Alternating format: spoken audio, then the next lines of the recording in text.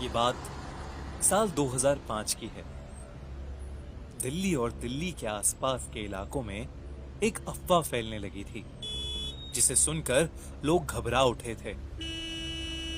अक्सर राजस्थान के बालाजी मंदिर में चुड़ैलों को बोतलों में कैद करके रखा जाता है, लेकिन उस समय वहां से 3 बोतल गायब हो गई थीं।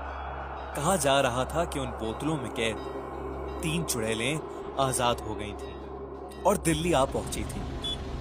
अफवाह के अनुसार वो चुड़ैलें बहुत सालों से भूखी थीं और लोगों की आत्मा छीन छीन कर ही वो अपना पेट भर सकती थी। वो अपना भेष बदलकर रोज रात दिल्ली, गाजियाबाद और आसपास के घरों में जा जाकर उनका दरवाजा खटखटाती और उनसे प्याज और रोटी मांगती। जो भी दरवाजा खोलता उसकी अगले 3 दिन में मौत हो जाती थी। किस्सा इतनी तेजी से फैला कि लोग शाम ढलते ही घर को वापस लौट जाते थे। बच्चों का अकेले बाहर खेलना भी बंद हो गया था।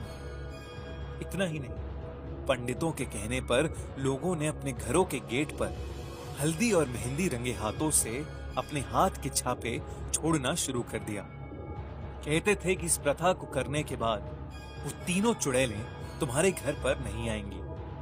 ऐसी घटनाएं 80 के दशक में उत्तराखंड के अल्मोड़ा शहर में भी हुई थी और उन लोगों ने भी यही नुस्खा आजमाया था, जिसके बाद वो चुड़ैलें वहां से हमेशा हमेशा के लिए चली गईं।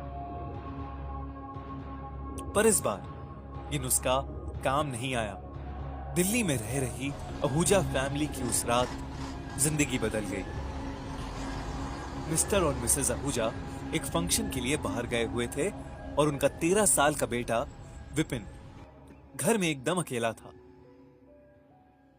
प्याज वाली चुड़ैल के डर से उन्होंने भी घर के बाहर हल्दी और मेहंदी से रंगे हाथ के निशान अपने गेट पर छाप रखे थे।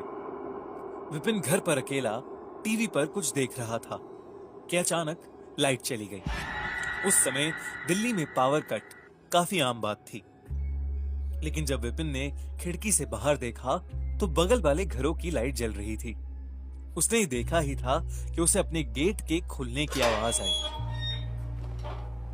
उसे लगा कि शायद उसके मम्मी पापा वापस आ गए हैं, लेकिन जब उसने दरवाजे की जाली से देखा तो वहां कोई नहीं था और घर का गेट खुला पड़ा था, जो धीरे धीरे अपने आप बंद हो गया।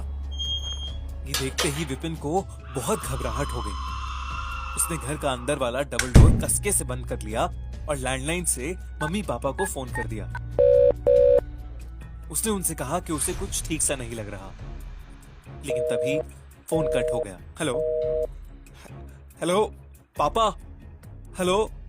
कुछ ही देर में उसके डबल डोर पर खटखट होने लगी। विपिन घबरा गया। तभी उसे एक औरत के रोने की आवाज आने लगी।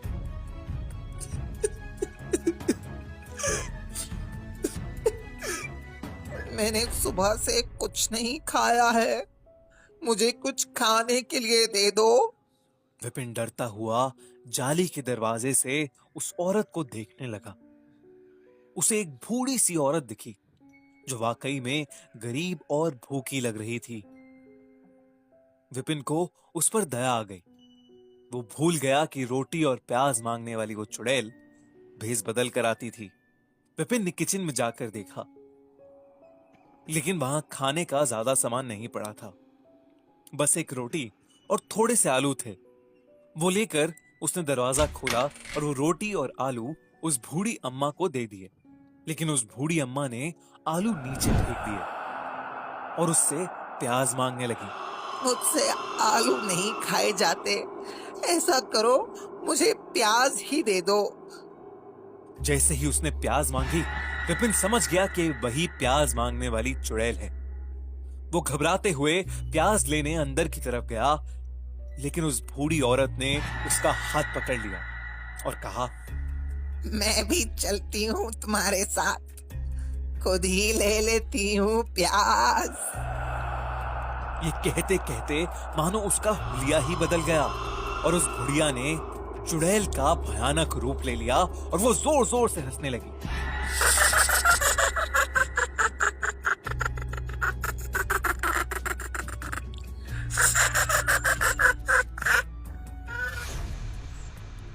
विपिन घबराहट के मारे बेहोश पड़ गया। अगली सुबह पड़ोस में रह रहे एक आदमी ने देखा कि विपिन के घर के गेट पर हल्दी और मेहंदी के हाथों के निशान अब खून के निशानों में बदल चुके थे। उस आदमी ने विपिन के घर का गेट खोला तो देखा कि वरांडे में विपिन बेहोश पड़ा था और पूरा घर खुला पड़ा था। घर का सारा कीमती सामान घर से गायब था और विपिन के माँ बाप अभी तक घर नहीं लौटे थे। उस पड़ोसी ने फौरन पुलिस को बुलाया और विपिन को अपने घर ले गया। विपिन को जब होश आया तो उसने अपने साथ हुआ पूरा किस्सा बताया। पुलिस ने छानबीन की तो उन्हें मालूम हुआ कि पिछली रात मिस्टर और मिसेस आहूजा की एक बहुत भयानक रोड एक्सीडेंट में मौत हो गई थी। ये सुनकर विपिन पूरी तरह से टूट गया। उस रात के बाद से पुलिस ने उस एरिया में निगरानी रखनी शुरू कर दी और फिर कभी प्याज वाली चुड़ैल का हादसा किसी के साथ नहीं हुआ।